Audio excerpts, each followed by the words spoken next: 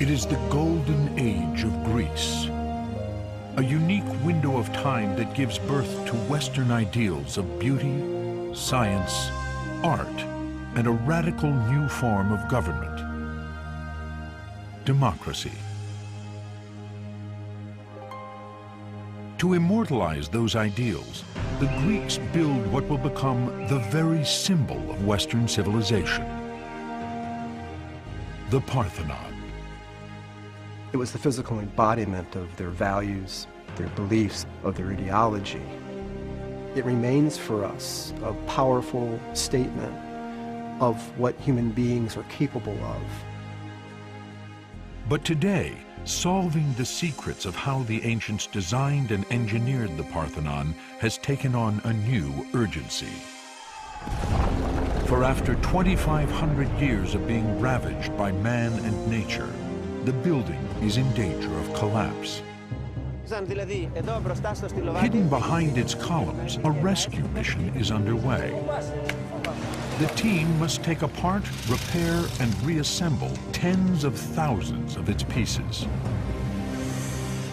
And although the Parthenon appears to be geometrically straight and made from interchangeable parts, subtle curves make each piece unique, varying by fractions of a millimeter. The quality of the engineering work and the precision is unmatched, even from us today. The restoration team has taken over 30 years and spent well over $100 million restoring what the ancient Athenians built in just 8 or 9 years. It is clear today's technology can only take the team so far. To rescue the Parthenon, these modern architects, stonemasons, and archaeologists must unlock the engineering secrets of the ancient Greeks. Up next on Nova, Secrets of the Parthenon.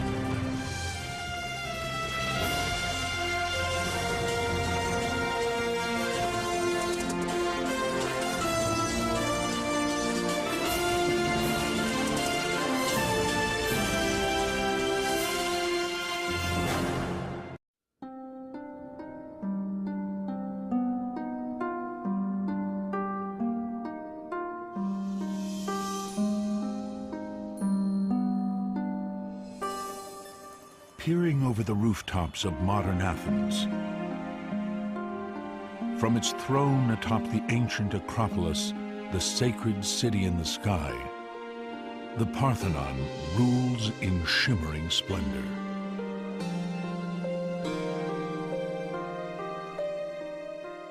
Even in its present form, a stark marble ruin, the Parthenon is revered as an icon of Western civilization. Its shapely, muscular columns, crowned with majestic capitals, are the very symbol of the classical world. Its height and width define perfect proportions. Its original sculptures have been looted and lusted after for their beauty. And if imitation is the sincerest form of flattery, the Parthenon reigns as the most copied building in the world.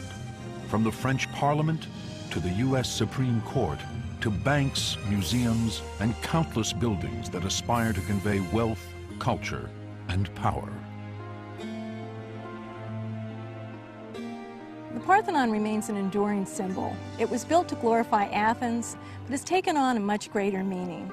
Despite the destructions of time and man, it still represents the highest level of human creativity. But as magnificent as the Parthenon is today, it is a shadow of its former self. 2,500 years ago, the Parthenon was built as the crowning achievement of classical Greece. It towered on the Acropolis, at the center of a complex of temples and altars, vividly painted and adorned with statues of mortal and immortal greats. The most prominent sculpture stood inside, A 40-foot-high gold and ivory statue of Athena Parthenos, the patron goddess of Athens.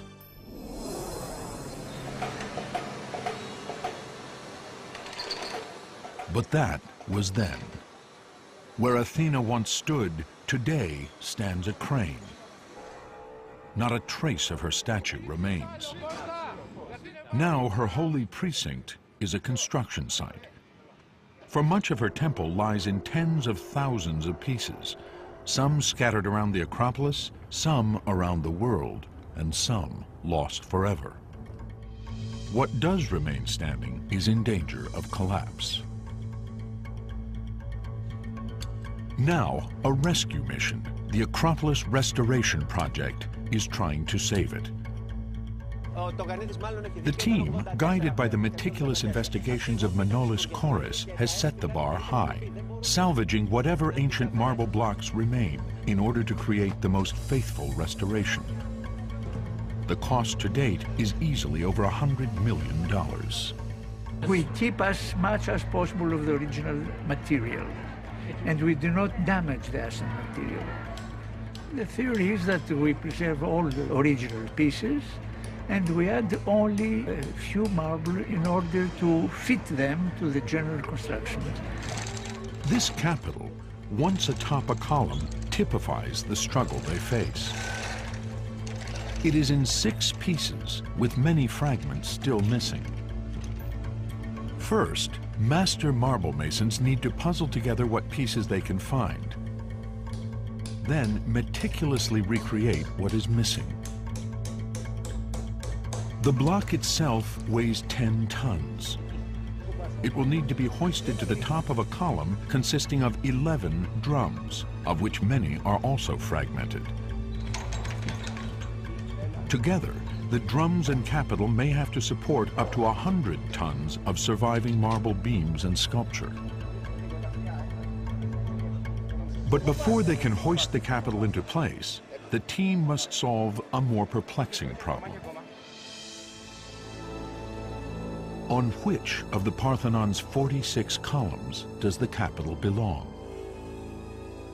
For although the Parthenon may appear to be one giant building kit with interchangeable parts, it's not. The building, celebrated as a symbol of beauty and perfect proportions, hides an ancient secret. Kathy Paraski and Lena Lambrinu, architects on the restoration team, investigate. You think that all the blocks are square in this building, but in fact, if you check it with a set square, you can see that we don't have a right angle here. And when Paraski places her book on one end of the stylobate, the Parthenon's foundation, it can't be seen from the other end.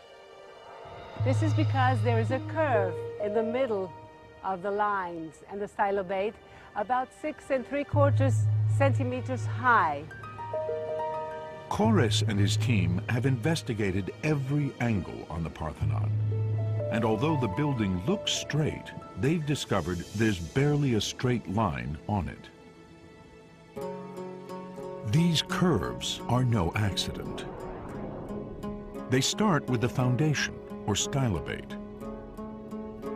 Each of the 46 columns has a gently curving profile and leans inward.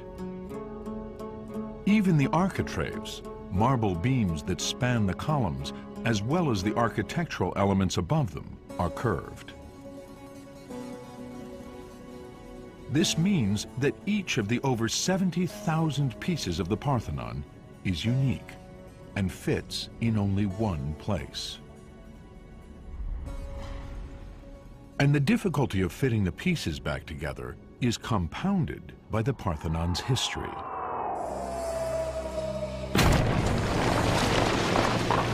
Since it was built in the 5th century BCE, it has been shot at, exploded, set on fire, rocked by earthquakes, converted to a church, then a mosque, and in the 19th century, looted for its magnificent sculptures.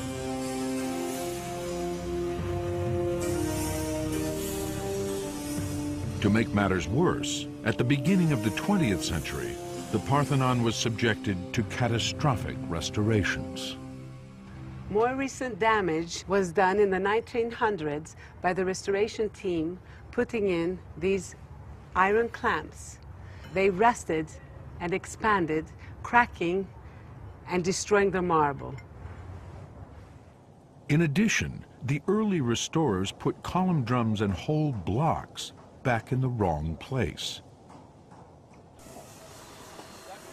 Before the restoration team could even start, they had to correct these mistakes by taking apart, block by block, much of the Parthenon.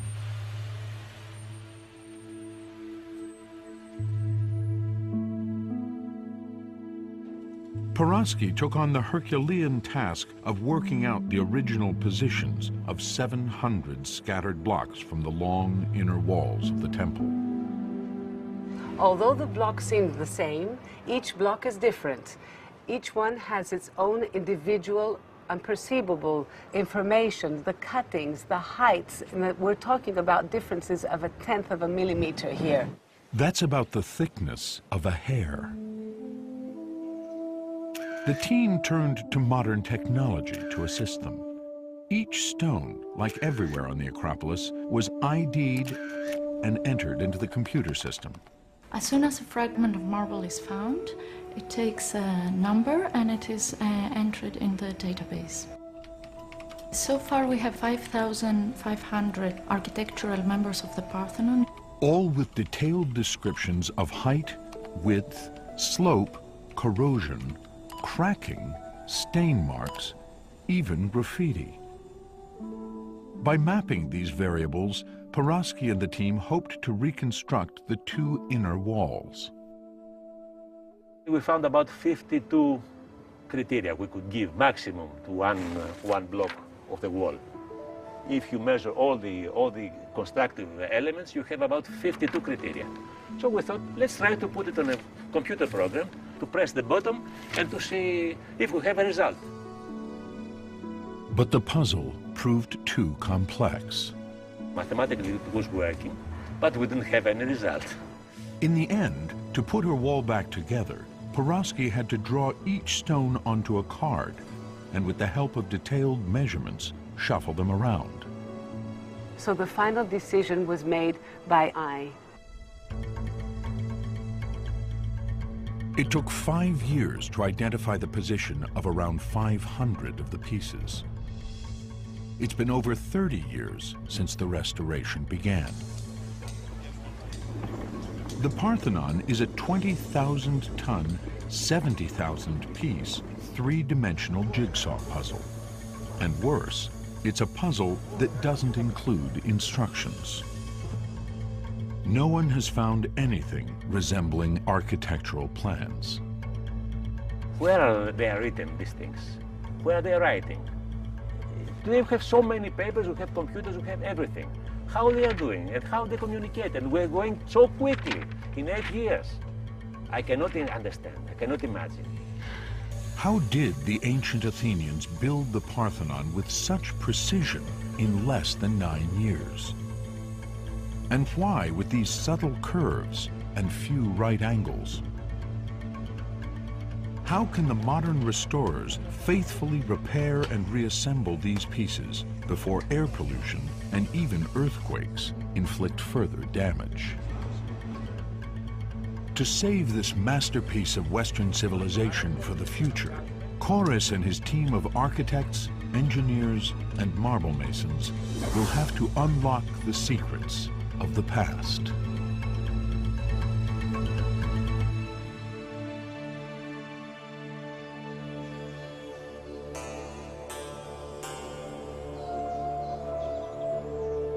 The Parthenon was the greatest monument and the greatest sanctuary in the greatest city of classical Greece.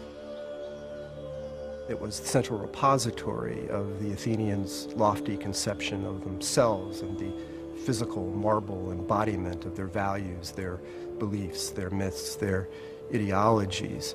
It was as much a temple to Athens and the Athenians as it is to their patron goddess, Athena Parthenos. But just 30 years before it was built, Athens lay in ruins. A victim of Emperor Xerxes, leader of Greece's traditional enemy, Persia. The Athenians rally the rest of the Greek city-states and, with a series of heroic military victories, drive out the Persian invaders. With the foreign threat neutralized and nearly 200 cities across the Aegean paying into a mutual defense fund, Athens grows wealthy. It's now 450 BCE, and a former general emerges as leader, Pericles. He spearheads an ambitious campaign to rebuild Athens and ushers in the golden age of Greece. A unique window of time that establishes Western ideals of beauty, science, art, and a radical new form of government. Demos, meaning people, and kratos, power, people power, or democracy.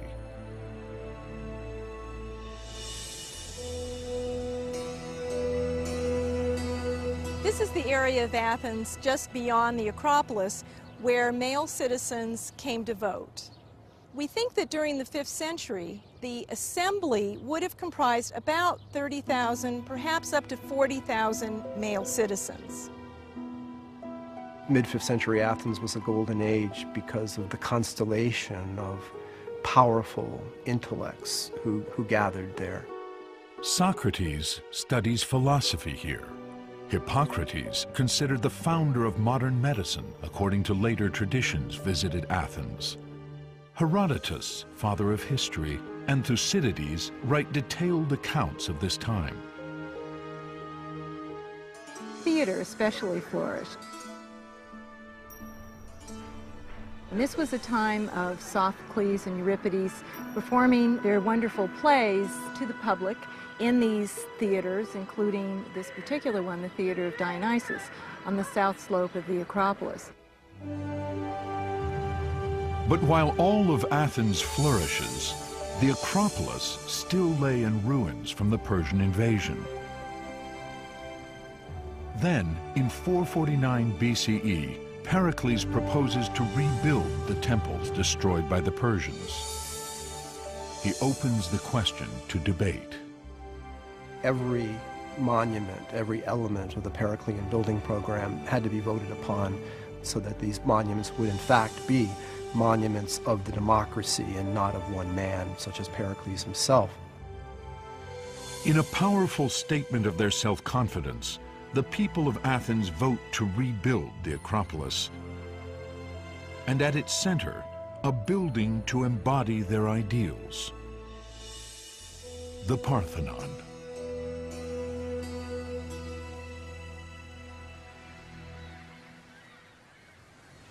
The Parthenon would be the largest building in the world constructed entirely of marble. And in tracing the path of that marble lies the first clue as to how it was built. Before the Parthenon, marble had been imported from quarries on islands in the Aegean Sea. On one of those islands, Naxos, archaeologists discover a small temple. On the beautiful island of Naxos, we see this temple, which is one of the early archaic Greek temples made of stone. The Temple of Demeter was constructed about 100 years before the Parthenon. It too was built with few right angles or straight lines. We can indicate already the curvature of the base of the temple, also the widening of the lower part of the columns. Why are these builders deliberately constructing their temples with curves and few right angles? Professor Margaret Livingstone, a Harvard neurobiologist, believes the ancient Greeks might have been aware of optical illusions. The function of the visual system is not to transmit an image to the brain. There's nobody up there to look at an image. It's to transmit information about the world up to the brain. Our brain translates visual information, like converging lines, to help us assess distance and relative size. But sometimes something's lost in translation.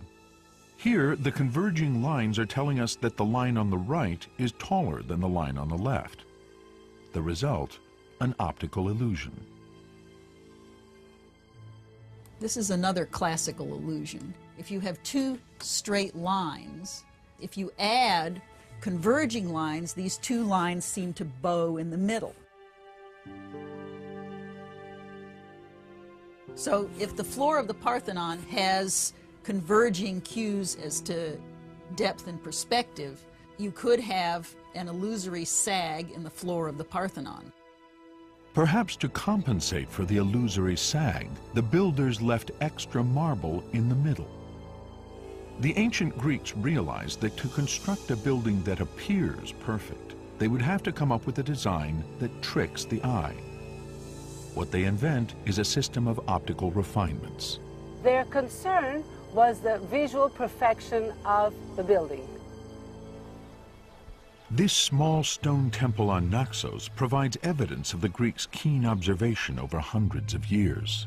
Here we can see the first optical refinements already experimented by the people building the temple. Here lies, literally, the DNA of the Parthenon.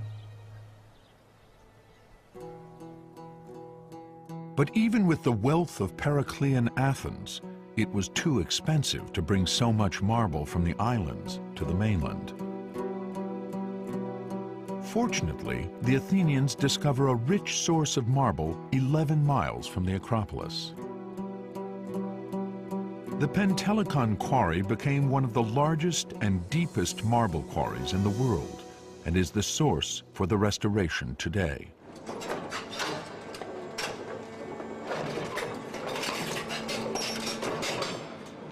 In minutes, diamond-tipped saws cut through the same stone used by the ancients.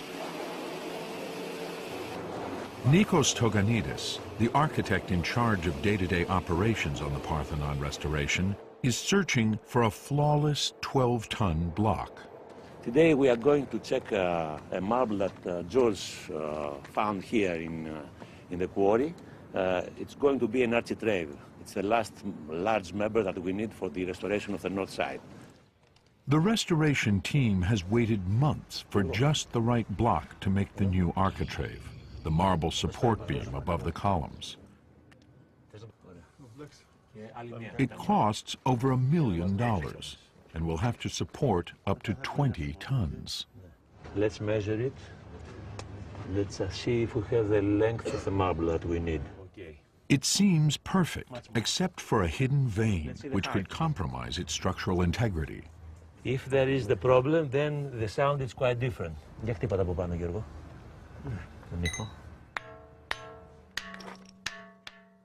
Now it sounds as a bell. So we are going to buy. Giorgo, bravo.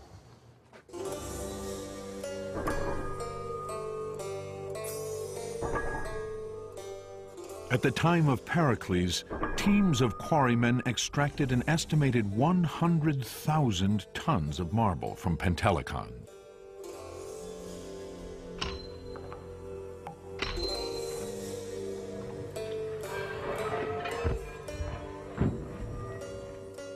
The cost of extracting and transporting it, inscribed in part on this stone placard from 434 BCE, was over 400 silver talents, the equivalent of more than 400 of their fully equipped warships. Expenses for the construction of the Parthenon were recorded on stone annually. The stone was actually set up on the Acropolis. This is because Athens had a democratic system of government, so they required that the expenditure of public monies be made public. The rest of the construction budget was spent on carving that marble. In that sense, the workplace today, as in ancient times, is less a construction site and more a sculptor's studio. We have, in some cases, to form a new drum from 100 different pieces. That is a very, very difficult work. Here, the restorers recovered a part of an original capital, but were missing the pieces to fit around it. They had to carve them by hand from the newly quarried Pentelic marble. They start by making a plaster cast of a missing piece. Then they use this ancient mason's device called a pantograph to record the three-dimensional shape of the cast and transfer it point by point to the new marble. It's a very traditional technique. Even the Romans were using the same device to copy the sculptures in antiquity. Once a new piece is completed, they can join it with an old. But will their new piece fit?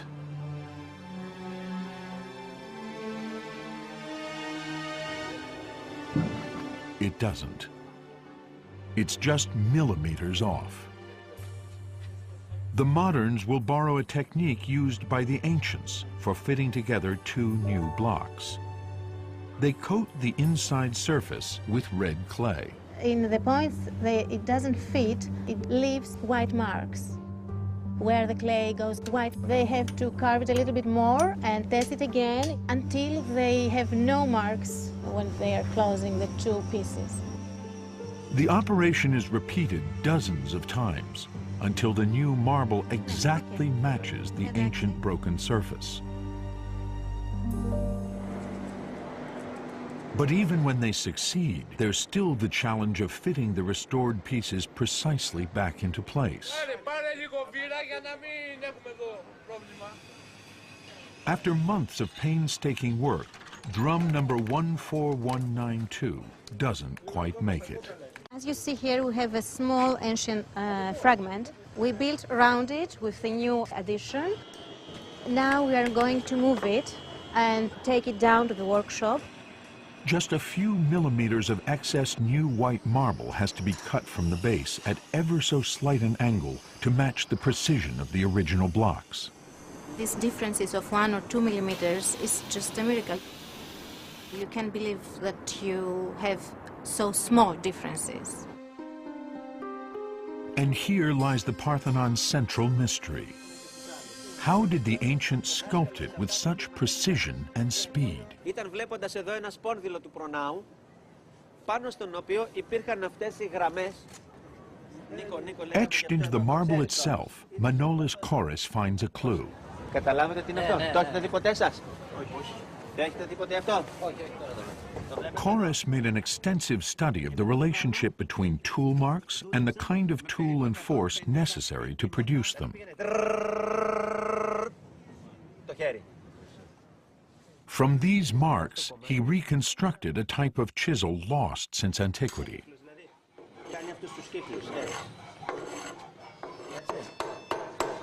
The marks led Koris to identify a range of tools that reflect centuries of expertise in metallurgy, enabling the Greeks to produce sharper and more durable tools than we have today.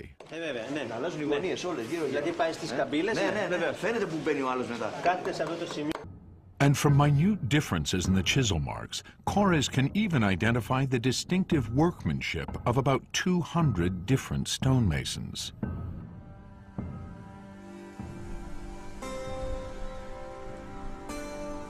They were recruited from throughout the Greek islands and would have had many different systems of measurement. Without a common standard, coordinating this workforce would have been a logistical nightmare. How did they do it? One answer lies on the island of Salamis, not far from Athens.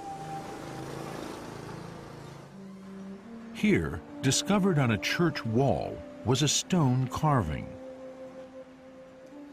Today, it is in the Piraeus Museum.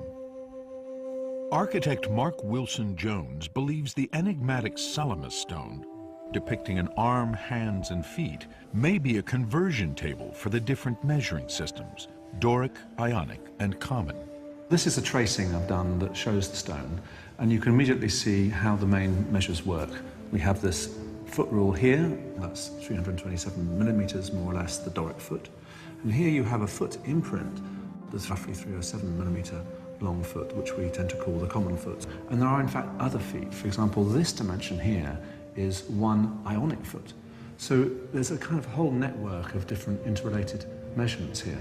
The Salamis stone represents all the competing ancient Greek measurements: the Doric foot, the Ionic foot, and for the first time, the common foot, virtually the same measurement we use today. Wilson Jones finds evidence of all three measuring systems in the height of the Parthenon. That distance is at the same time 45 Doric feet, that's the ruler on the relief. It's also 48 common feet, which is the foot imprint, and it's 50 Ionic feet, all at the same time. And these are quite exact correspondences. So the Salamis stone may have provided a simple way for ancient workers from different places to calibrate their rulers and cross-reference different units of measurement.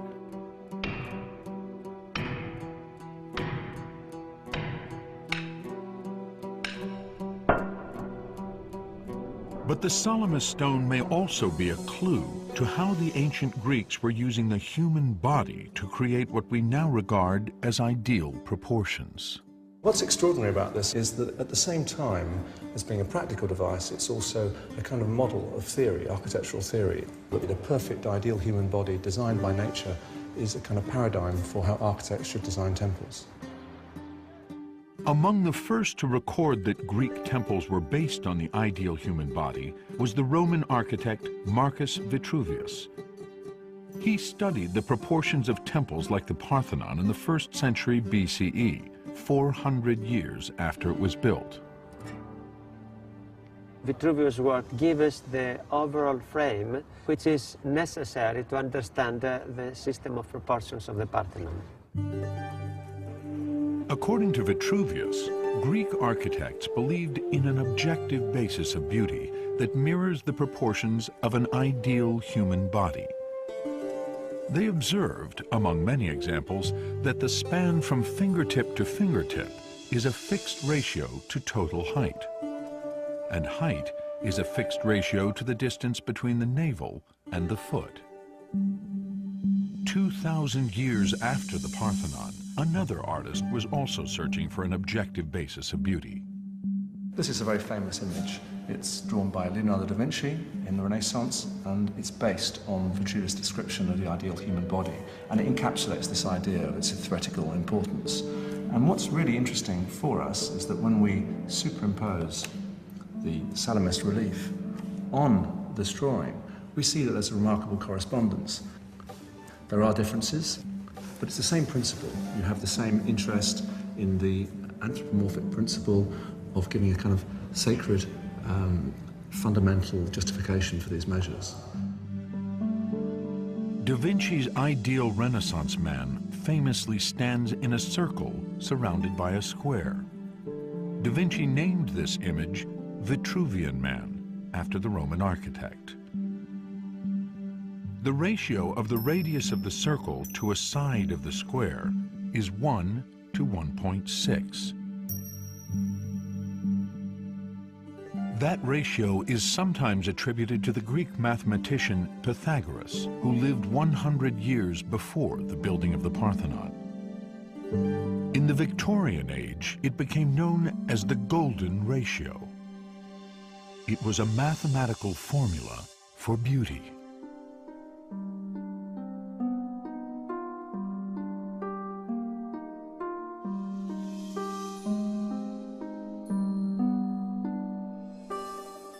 For centuries, many scholars believed the golden ratio gave the Parthenon its tremendous power and perfect proportions.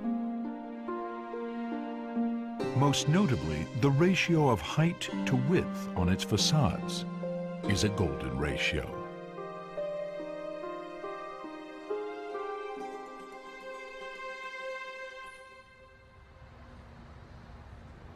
Today, the golden ratio's use in the Parthenon has been largely discredited.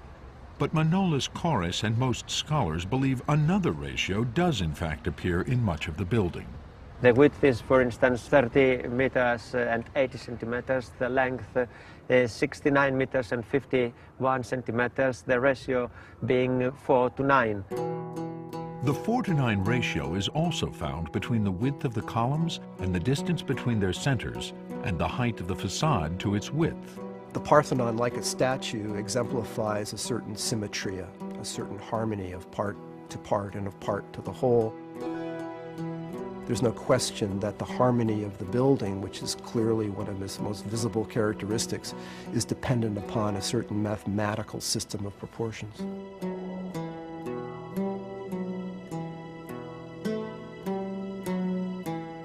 For the Greeks, there was nothing better than a design based on the coming together of measures, of proportions and harmonies and shapes. It's rather like an orchestrated piece of music in which the harmonies of the various instruments are sort of fused together in a wonderful, glorious, orchestrated symphony. With something like the Salamis stone's use of the human body as units of measure and the idealized human form to define perfect proportions, the Parthenon literally embodies the words of the Greek philosopher Protagoras, who lived in Athens during the construction of the Parthenon. Man is the measure of all things. But proportions and principles do not a perfect Parthenon make. Next station, Acropolis.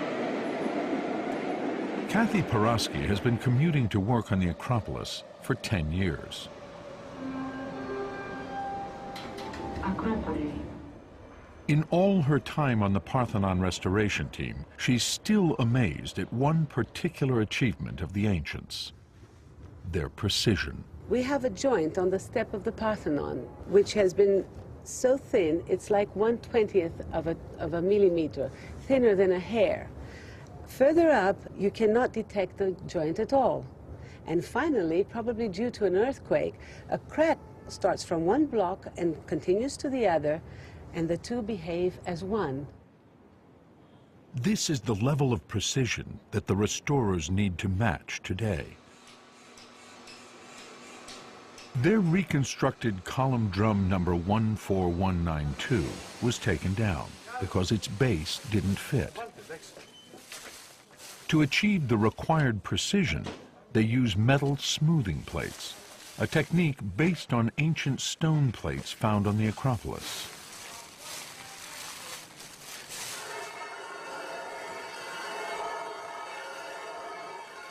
It's a very traditional way to level a marble surface. We're putting sand in these holes and they just moving it on the top of the stone. They can make very small differences between the surfaces. Manolis Koris believes the ancient stone sanding plates could grind to 1/20th of a millimeter. But to stack and precisely align the drums presents an additional challenge.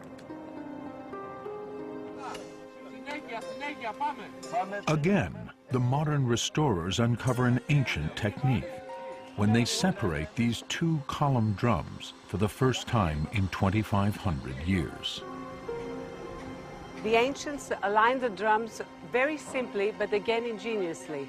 They had this block of wood that they cut in half.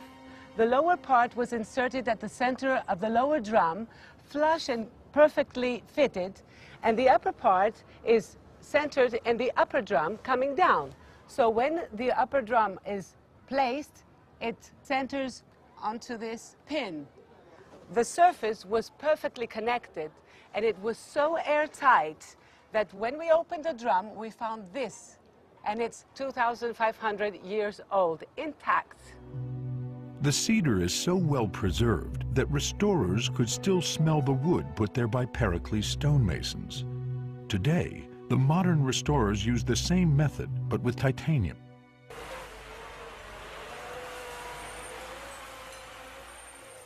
But even though the restoration team has solved many details of the ancients' engineering secrets, they are still at a loss to answer the larger question. How did the Athenians build the Parthenon with all its subtle curves without an architectural plan?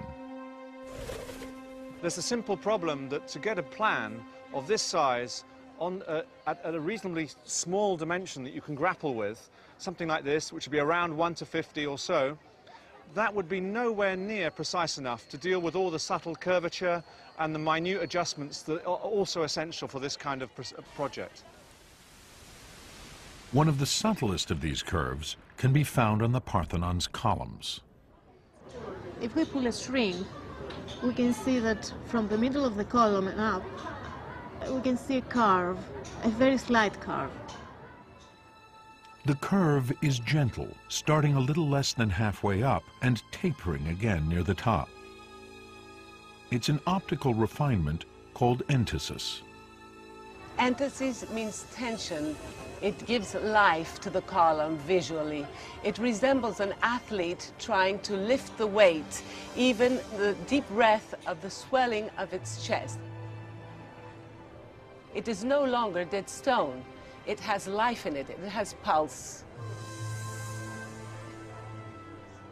These deviations from the straight, from the perfectly vertical, from the perfectly horizontal, are analogous to the curvatures and the swellings and the irregularities of the human body. And in that sense, the Parthenon strikes me as being a sculptural as well as an architectural achievement. The entasis curve on the side of the column is so subtle and so slight, restorers can only draw it by computer. For the ancients to have drawn it at full scale, they would have had to set their compass at an impossible radius of nearly a mile. How they constructed the curved columns was one of the last great riddles left by the ancient Greek temple builders. The answer literally came to light at Didyma, 200 miles from Athens in what is today Turkey. Here, a team of German archaeologists was exploring the ruin of the Temple of Apollo.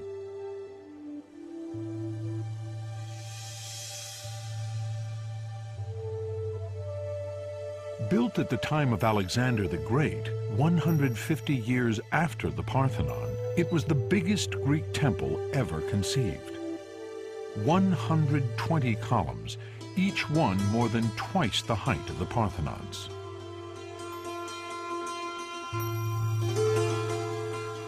The German team noted an optical refinement, a curvature on the base of the temple, similar to that of the Parthenon. They suspected there might be more.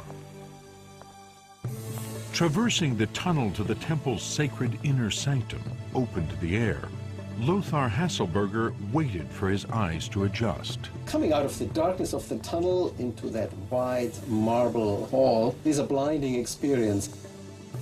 What then, to my surprise, came up were regularly incised horizontal lines, and I found them interesting enough to at least keep them in mind in order to return at a time when everything was under better light conditions.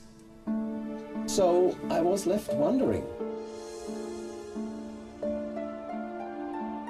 At the mercy of the sun, Hasselberger would have to wait for just the right time of day for the light to reveal more of the mysterious lines. There's a golden time each day when the sunlight comes just about parallel to the surface. It was worth the wait. Coming back, again under better light conditions, it was a kind of revelation because I realized this is a full-sized vertical section of a column, the very one at the front of the temple. At just the right place in the temple of the sun god Apollo, at just the right time of day, he discovered what might be the answer to the riddle. An almost invisible, scaled-down version of the subtle entasis curve of the columns. This template represents a squashed column. Because it is impossible to draw the curve of the column in full size, the Greeks scaled down the height of the column by a factor of 16. Now, they had a curve that could be drawn with a large compass-like instrument. But the genius behind the template is that the width was not scaled down. So each horizontal line is still the radius of a full-scale column. Now, all a stonemason need do is set his compass to any line of the template to get the diameter of any corresponding point on the column. This simple scale drawing was a key reference for the stonemasons at Didyma as they carved one column drum after another. Greek stonemasons were so experienced in creating optical refinements like entasis that they may have been given relatively little guidance. The inscribed template survived at Didyma because the temple was destroyed by an earthquake and remained unfinished. But at the Parthenon, such lines probably disappeared when the walls were polished at the time of completion. Parthenon was finished. The marble surface is smooth and polished, and with it went what we assume were the construction lines of that temple. The modern restorers believe the ancient builders must have had some similar kind of template to produce the subtle curvature on not only the columns, but most of the Parthenon's marble blocks. The key problems are these amazing refinements, the curvature, the inclination, and so on. But once you've got them established, once you know with these blueprints exactly where you're going, then you can proceed down the length of the building and across the front by repetition. So once they get going, they can get going at considerable speed.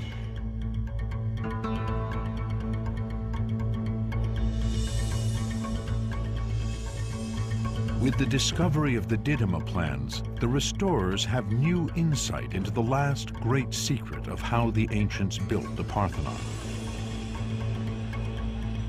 But now they face the ultimate test as they place the drum they've so painstakingly reconstructed back on its column.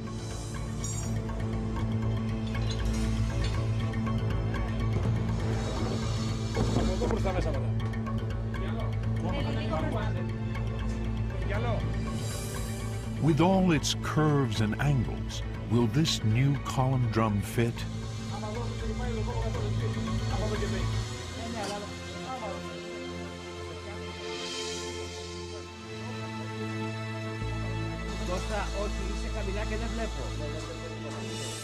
It does. Yes, we are very happy. The restorers now need only apply a finish sanding to the most distinctive feature of the columns, the fluting. The crowning achievement will come with the placement of this 12-ton capital on top of the column shaft.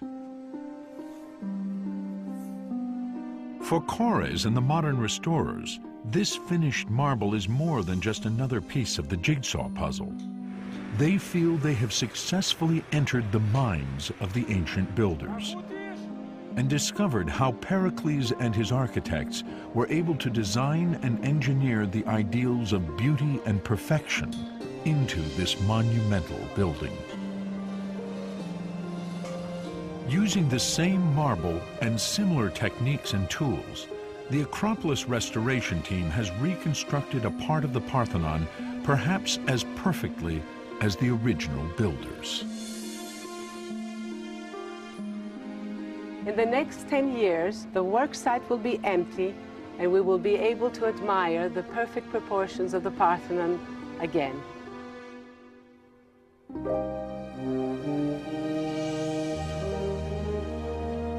The Parthenon was completed in 432 BCE.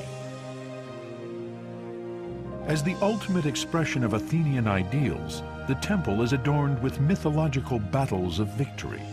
Justice over injustice, civilization defeating barbarity, order prevailing over chaos. and perhaps for the first time on a Greek temple, the Athenians, mere mortals, depict themselves alongside the gods. And so if the human beings, if the Athenians on the Parthenon frieze are elevated near the rank of gods, the gods are represented in a way that makes them human, and the difference between gods and mortals, between Athenians and the Olympians, is not one so much of kind as of degree. This is an extremely humanistic way of representing themselves. But the temple and society that built it would not last. Just 1 year later, Pericles goes to the citizens of Athens for funds to equip an army against the threat of Sparta. To pay for it, he suggests they could, if necessary, strip the gold from the great statue of Athena. Soon after, Pericles and a third of the city die from the plague. Athens is crushed by the Spartans, who turn the Parthenon into an army barracks. For the next 2 millennia, the Parthenon would be abused by Romans, barbarians, Christians, Muslims, Turks, with the final insult coming in the 18th and 19th centuries, when Europeans rediscover classical Greece and, out of reverence, plunder much of its remaining sculptures. The most famous of which, the Elgin marbles, are in the British Museum to this day.